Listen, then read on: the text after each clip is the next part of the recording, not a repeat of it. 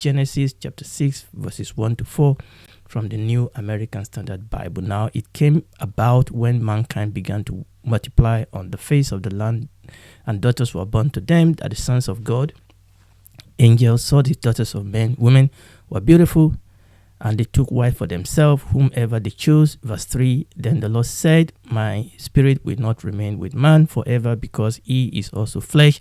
Nevertheless, his days shall be 120 years. Verse 4, the Nephilim were on the earth in those days, and also afterward, when the sons of God, those are angels, came in to the daughters of mankind, women, and they bore children to them. Those were the mighty men who were of old, men of renown. We have looked at verses 1 and 2, and now we are essentially looking at verse 3. So we are paying attention at the moment to the third verse, and we have broken the third verse into 3. We have looked at the first one, my spirit will not remain forever. We have looked at the second one, and he said because it's flesh. And what we are looking at the moment is this third part of the verse 3. Nevertheless, his days shall be what? 120 years. Now, we have looked at the question of the Spirit of God striving and remaining with man forever. We have looked at the question of the concept of the flesh. We are now looking at this third part of Genesis chapter 6, verse 3. Nevertheless, his days shall be what? 120 years. The question we are asking ourselves is, what does this phrase mean? What is the 120 years referencing? What is that 120 years all about? We said that there are two major traditional ways this phrase has been interpreted. We have looked at the first view, and this view states that the 120 years is the lifespan that God was imposing upon human after the flood. And we have concluded that this view cannot and is not supported by scripture. And last episode, we looked into the possible and plausible reason why the lifespan of human got shorter over time. And also we look at the reason why the sudden drop in lifespan after the flood and after the Tower of Babel. I should mention at this point that some people have come up with some ingenious explanation for the long age of pre-flood human. And if what they claim is true, then this sudden drop in lifespan after the flood and after the Tower of Babel will not be as significant as we have observed. So let's look at some of these disingenuous explanations that people have come up with. Some claim that the age before the flood was counted in seasons, so people did not really live as long as we have been claiming that they lived, that people did not really live over 900 years and the like. Now, there are various issues with that. Number one, this is not biblical, and there are no credible evidence in literature or in the Bible for this claim. And also, we have seen when we are doing our study in Genesis chapter 1, we have seen that the day in Genesis chapter 1, that day is the day as we have it now. So this explanation has no biblical leg to stand on. And number two, even if that is true, and it is not true, okay? Even if that is true, that means that these people were still living well over 200 years. But the truth is that there is no biblical evidence for this claim. Now, another claim that people have come up with is that the age of ancient people are often literary devices and not real age as we understand age today. In other words, that we should not really pay too much emphasis on the numerical value of the age. Some people will claim that ancient people are fascinated with numerology. Okay, so it's not about the fact that Adam was 930 years, that it was all about numerology, that 930 years is a rhymed year. In other words, 30, you see, if you multiply 30 by 30, that is 900. And if you add that to 30, that is 930. So that is the reason why they decided that they will pin the age of 930 years on Adam. And also, for example, Joseph is portrayed to have lived 110 years. They said this is all about numerology because 10 times 10 is 100. You add 10 to that, and that is 110. And I thought, wow, that is interesting. Then some people also claim that more important people are ascribed longer age to mark their significance. I thought, wow. If they are fascinated with numerology The question is, what is the numerology for the age of Enoch, Noah, and Abraham? Okay, because there's no way you can break their age into all these numerological fanciful things that people are talking about. And number two, if this is all about numerology, what about the event that took place at certain period of time in the age of these people? I mean, this is always the problem with this type of people. Okay, the Bible tells us at a particular age, this guy gave birth to children, and then he gave birth to many children after that. What about that? Also, if you are telling me that more important people are ascribed longer age, why is it that the two oldest people in the Bible were Methuselah and Jared? Noah only came third. Methuselah is the oldest, Jared come after. So the question is, what is really important about Methuselah and Jared? Are they more important than Adam? Are they more important than Noah? Are they more important than Abraham? Just to name a few. So what is so important about Methuselah? Now, they are important in their own right. They are human. We know the story of Methuselah. We've mentioned it. Methuselah is the longest man that ever lived. He was born to Enoch. We've mentioned the importance of Methuselah in that sense of it, and we are going to circle around to him in other episodes. But the truth is that if more important people are ascribed longer years, you will expect that Adam should live the longest, or maybe Noah, or maybe even Abraham. But that is not the case. What I'm saying is that you really, really cannot take this hypothesis seriously. They are definitely self-defeating. You see, it's the same old problem that we have when people are willing to believe anything else but the Bible itself. People then come up with all these disingenuous explanations that are even much more weird than what they are claiming to correct in the Bible. When and if we allow the Bible to interpret itself, we will not fall into this cheap, disingenuous hypothesis that people bring. Okay, let's go back to Genesis chapter 6, verse 3. God said concerning human, nevertheless, his days shall be 120 years. Now, we have ruled out the view that this was God limiting the lifespan of human after the flood to 120 years. And in the process, we have explained the reason why humans live progressively shorter lifespan, and we have also offered some plausible reason for the sudden drop in human lifespan after the flood and after the Tower of Babel. So, how then should we understand what God said in Genesis chapter 6, verse 3? The question is, this 120 years, what was it referencing? What was the 120 years all about? What was the 120 years in reference to? As we always do, what we need to do first is to go back to the text. Okay, we need to go back to the text. So what I'm going to do now is I'm going to show us how the Septuagint, you remember the Septuagint, that's the Greek translation of the Pentateuch. We are going to see how the Septuagint rendered Genesis chapter 6, verse 3, and I'm going to put it side by side with our New American Standard Bible. Now, let's read the Septuagint. And the Lord said, my spirit shall certainly not remain among these men forever, because they are flesh, but their days shall be 120 years. When you look at the Septuagint, instead of the generic Adam that you see in the Masoretic text, which is what you see in the New American Standard Bible. So New American Standard Bible it say remain with man. There's the generic Adam, generic man. Instead of that, the Septuagint said remain among these men. And instead of nevertheless his days shall be 100, Septuagint says their days shall be 100 years. Now, the Masoretic text essentially is the authoritative Hebrew and Aramaic text of the Hebrew Bible that is used in Rabbinic Judaism. So that is Masoretic text. And that is where most of our translation came from. But this Septuagint always help us. So by adding this demonstrable this to men, this men, the translators of Septuagint make it clear that they understand God's judgment statement to apply specifically to the evildoers of Noah's days. And that is very, very important. So that when God was giving the judgment, he was not giving a blanket judgment against human. Okay, obviously we know that God, we will know in the story as it unfolds that God has earmarked 8 people, Noah has found grace in God's sight. That when God came in and gave this judgment, he was judging the accused.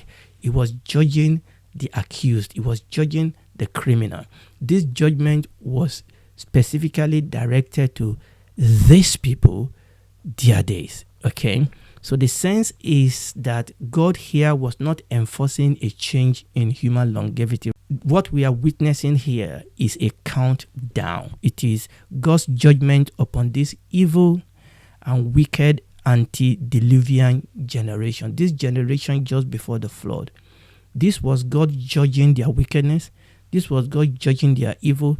So this judgment here was specifically being pronounced upon this evil and wicked pre-flood generation. And we will see that this is in tandem with what we have learned in episode 3, 4, 5. When we are looking at the first part of Genesis chapter 6, we learned that God's mercy and grace towards unrepentant soul have limits, have boundaries. God has been merciful. God has been gracious. But God's mercy and grace towards unrepented, and that is the emphasis, unrepented group of people, unrepented individual, there's a boundary when God's mercy and God's grace will stop. Now, this point is known only to God himself. As a judge, God will judge the unbelieving and the impenitent, and in due time, he will pour out his wrath upon them. So, when in Genesis chapter 6, verse 3, God said concerning human, nevertheless, his days shall be 120 years. It is like God saying, this is it. I've had enough of these evil people. I've had enough of this evil generation. Their days are numbered. And it's as if, as we'll read later, God called Noah and said, Noah, please come.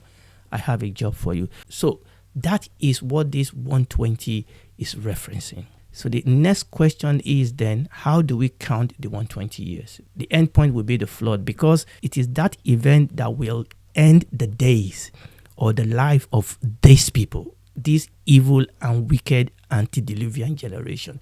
But there's a little problem. When we read Genesis chapter 5, verse 32, we are told that Noah was 500 years old. Okay. And we're gonna read that. I don't know whether we'll get to that in this episode. So when you read Genesis chapter 5, verse 32, we are told that Noah was 500 years old. Now, when you read Genesis chapter 7, verse 6, when the flood hit the earth, we were told that Noah was 600 years old. So, if God made this statement when Noah was 500 years old, and the flood took place when Noah was 600 years old, that is just 100 years. How can we say then that the 120 years refer to this period? I mean, there's clearly a shortfall of 20 years. How can we explain that? I will give you the quick answer, okay, because we are then going to go on and explain it, okay? We're going to go into a little bit of a rabbit hole, but let me give you the conclusion from the beginning. The quick answer is that the chapter of Genesis overlap each other to some extent. Okay, we need to understand that. And by the way, this happened many, many times in the scripture, particularly in the book of Revelation also. But let's stick with Genesis. So what we need to understand is, and by the way, you and I remember that the Bible was not written in chapter and verses, okay? But we have the chapter, we have the verses, and they are often helpful. But what we need to understand is that in telling this story, sometimes the story takes few steps back before taking off again. I mean, and this happens oftentimes when you also tell a story. You are telling a story and then you go into a tangent and you want to return back to where you started from, and you actually go back a little bit, okay, so that the story can flow. And that happens in the story of the Bible or in the story that we read in the book of Genesis. So that is the brief answer. So if that's all you need, that is it. So that's the brief answer. Noah was 600 years old when the judgment fell. We know that Noah is 500 years in Genesis chapter 5. Then it is in Genesis chapter 6 that God actually then gave the judgment. But what I'm saying is that when Genesis chapter 6 pick up, it is not necessarily picking up that story at the point that Noah was 500 years old. Is that okay? Let's take a closer look at what I've just said. So what we're going to do is to go back and look at when the Bible introduced Noah into this story. And that was in Genesis chapter 5, because this whole 120 years thing is tied up with the story of Noah. So we're going to go back to Genesis chapter 5, because that is when the story of Noah came in. Now, when you read Genesis chapter 5, you read the genealogy of Adam. Okay, and it goes from Adam. That genealogy went from Adam all the way to Noah. We have mentioned some of these things before, and it's in the middle of that genealogy that we came to talk about Enoch. You remember that? And when you read the genealogy, you will see a pattern. There's a read-me pattern you see in the genealogy that was recorded in Genesis chapter 5, and it goes like this. Mr. A was born. Mr. A gave birth to his first child at age X. Mr. A then lived Y more years, during which he has other children. And all the age of Mr. A is Z years, which obviously will be an addition of X and Y, and then he died. Now, obviously, we know that in the case of Enoch, that pattern was briefly interrupted. Now, let me put it in an illustration form. You know I always like illustration. And then we will then read Genesis chapter 5 and read a couple of verses that key into the story of Noah. So this is the pattern you will see in the genealogy that we read in Genesis chapter 5. So we have Mr. A there. So Mr. A lived X number of years, and then he gave birth to his first son. And after that, he lives Y number of years, and during which time he gave birth to other children. And then the Bible will tell us that means Mr. A lived for about Z years, which would be obviously an addition of X and Y, and then he died. And that is what you will see in the pattern of Genesis chapter 5 genealogy. Now, let's look at an example of this when we read the story of Lamech. This is the father of Noah. This is Noah's dad. So I wish I can put both of them on the screen at the same time, but I can't. So let's just read. So Lamech, Genesis chapter 5, verses 28 to 31. And Lamech lived 182 years and begat a son. And he called his name Noah, saying, this same shall comfort us concerning our work and toil of our hands, because of the ground which the Lord has caused. And Lamech lived after he begat Noah 595 years, and he begat sons and daughters. And all the days of Lamech were 777 years, and he died. Wow. Okay. 777 years. You can see the pattern. This is just an example. Let me go back again. So this is what I'm saying. He said Lamech lived 100, so he lived 182 years. So that is X. So Mr. A is Lamech. X is 182 years, and that is when he gave birth to his first son. Okay, and that first son was Noah. And he said after that, he then went on to live, after he has begotten Noah, he went on to live 595 years, that is why. And then he totally for us and said that is 777 years. And that is the pattern. That is the pattern that you will see in this genealogy when you read the genealogy in Genesis chapter 5. Okay, and that is what you will see essentially. Now, this pattern that we've seen here, when you come to Noah, that pattern was totally stepped aside. Okay, that pattern was totally sidestepped when you come to the story of Noah. So what I'm going to do as we begin to round up, I'm just going to put this on the screen and then we'll round up for today. So what I'm going to do, I'm going to put two verses side by side because they tell us the same thing. And remember what I said about the story jumping back. So let's look at Genesis chapter 5 verse 32, which actually ended the chapter towards the end of Genesis chapter 5. So he said, and Noah was 500 years old, and Noah begat Shem, Ham, and Japheth. Noah was 500 years old, and Noah begat Shem, Ham, and Japheth. And when you then fast forward to verses 9 and 10 in Genesis chapter 6, it rewind again and told us the same thing. He said, these are the generation of Noah. Noah was a just man and perfect in his generation, and Noah walked with God. And Noah begat 3 sons, Shem, Ham, and Japheth. Let me ask you one question. In fact, let me put that back on the screen. Let me put it back on the screen. Can you notice the difference between this pattern in the case of Noah and the pattern that has come before Noah. Okay, I'm going to leave you on a cliffhanger, as they say. We are going to pick it up here. You can see that when it comes to the generation of Noah, the way the Bible recorded it was actually different from the pattern that we have seen up to this point. I don't want to give you a spoiler alert. We will pick it up from here by the grace of God. And if you are listening to me, I want you to know that God loves you. Jesus died for you. You don't have to go to hell. Come to Jesus. Admit that you are a sinner, because you are. And the Holy Spirit is letting you know that. Accept Jesus Christ as your Lord and Savior. Ask him to save you. You will be saved. You will become his daughter, his son, member of his family, citizen of his kingdom. And then he will walk with you. You will walk with him. You will grow in your faith as you fellowship in the community of the believer. And when this is all over, you will spend eternity with him in the new heaven and the new earth. Do it right now.